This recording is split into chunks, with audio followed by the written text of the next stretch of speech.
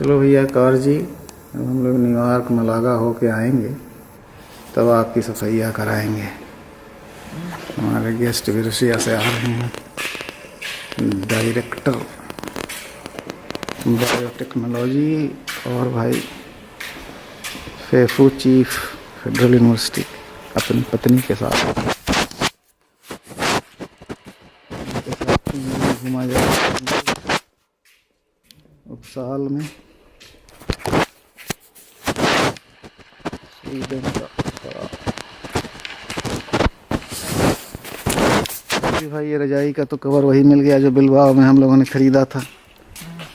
फ़र्क यही था, बिलबाओ में IKEA में हम लोग मेट्रो और पैदल गए, यहाँ जाके कार से गए।